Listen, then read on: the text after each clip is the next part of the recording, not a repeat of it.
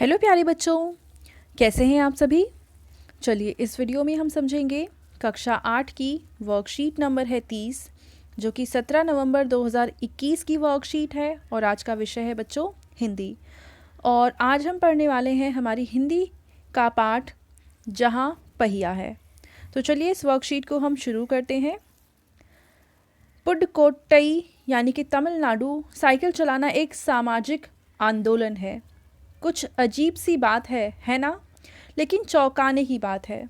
तो देखो बच्चों, तमिलनाडु की बात की जा रही है और ये बताया जा रहा है कि साइकिल चलाना वहाँ पे एक सामाजिक आंदोलन है। मतलब कि साइकिल चलाना वहाँ पे एक आसान चीज़ नहीं है, आपको आंदोलन करना पड़ेगा अगर आपको साइकिल चलानी है। बहुत से लोगों के ऊपर शायद वहाँ पे रोक लगी होगी कि आप साइकिल नहीं चला सकते हैं, इस वजह से ही उन्हें आंदोलन करना पड़ता है साइकिल चलाने के लिए। तमिलनाडु जिले की हजारों नव साक्षर ग्रामीण महिलाओं के लिए यह अब आम बात है। अपने पिछड़ेपन पर लात मारने, अपना विरोध व्यक्त करने और उन जंजीरों को तोड़ने का जिनमें वे जकड़े हुए हैं, कोई ना कोई तरीका लोग निकाल ही लेते हैं। कभी कभी ये तरीके अजीबो गरीब होते हैं। तो लोगों के ऊपर जो शोषण किया जाता है या लोगों को दबाया जाता है, उसका विरोध करने के लिए लोग कोई ना कोई तरीका ज़रूर निकालते हैं जिससे वो अपना विरोध प्रकट कर सकें और ये दिखा सकें कि जो उनके साथ जाती हो रही है, जो उनके साथ गलत किया जा रहा है, वो उसे बर्दाश्त नहीं करेंगे। भारत के सर्वाधिक गरीब जिलों में से एक है पुडुकोट्टई। पिछले दिनों यहाँ की ग्रामीण महिलाओं ने अपनी स्वाधीनता, आज़ादी और गतिशीलता को अभिव्यक्त करने के लिए प्रतीक के रूप में साइकिल को चुना है। उनमें से अधिकांश नव साक्षर थीं, मतलब जो नई नई पढ़ी लिखी थीं।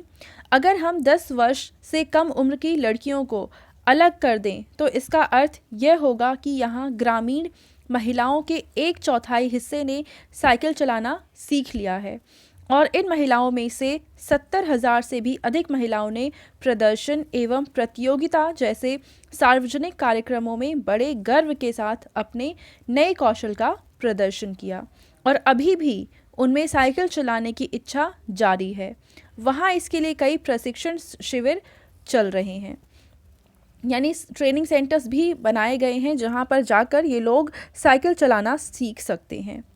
तो इस तरीके से हमने देखा, ये जो तमिलनाडु का एक ज़िला है पुडुकोट्टई, यहाँ पे जो महिलाएं हैं, एक तरह से ये पूरा ज़िला ही ऐसा है जहाँ पे बहुत ज़्यादा गरीबी है और वहाँ की जो महिलाएं हैं वो अपने आप को आगे लाने के लिए उन्होंने ये एक तरीका चुना है कि वो साइकिल चलाएंगी और इसके द्वारा अपने तरीके से वो इस चीज़ में हिस्सा लेंगी। ग्रामीण पुडुकोट्टई के मुख्य इलाकों में अत्यंत रूढ़िवादी पृष्ठभूमि से आई युवा मुस्लिम लड़कियां सड़कों से अपनी साइकिल पर जाती हुई दिखाई देती हैं। जमील बीवी नामक एक युवती ने, जिसने साइकिल चलाना शुरू किया है, मुझसे कहा, यह मेरा अधिकार है, अब हम कहीं भी जा सकते हैं, अब हमें बस का इंतज़ार नहीं करना पड़ता।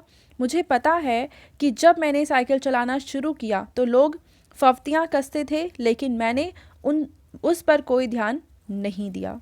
तो यहाँ पे देखो, रूढ़िवादी पृष्ठभूमि का मतलब है, देखो रूढ़िवादी का मतलब होता है पुरानी सोच वाली, यानी एक ऐसा व्यक्ति या एक ऐसा समुदाय जो पुराने तरीके की सोच को रखता हो और वो नवीनता को स्वीकार ना करता हो। तो इस पृष्ठभूमि से आकर भी अगर कोई महिला आगे बढ़ रही है, सामाजिक आंदोलन में हिस्सा ले रही है और आधुनिक विश्व की तरफ अपने कदम बढ़ा रही है, तो एक बहुत बड़ी बात हो जाती है। तो पहले हम समझ लेते हैं कुछ शब्दों के अर्थ। सर्वाधिक का मतलब होता है सबसे अधिक। नव साक्षर का मतलब जो लोग अभी जस्ट नए पढ़े लिखे हुए हैं। रूढ़िवादी का मतलब हमने अभी समझा, पुरानी सोच वाले लोग। अधिकार का मतलब होता है हक।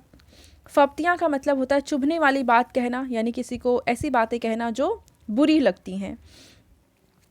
तो ये हमने समझ लिया कि ये पूरा हमें क्या बताने की कोशिश की गई है यहाँ पे, कि महिलाओं ने किस तरीके से अपने आप को आगे बढ़ाया है, चाहे वो कुछ तरीके उन्होंने अपनाए हैं, चाहे वो लोगों को अच्छे लगे हों, बुरे लगे हों, पर इसके द्वारा उन्होंने अपने आप को आगे बढ़ाया है।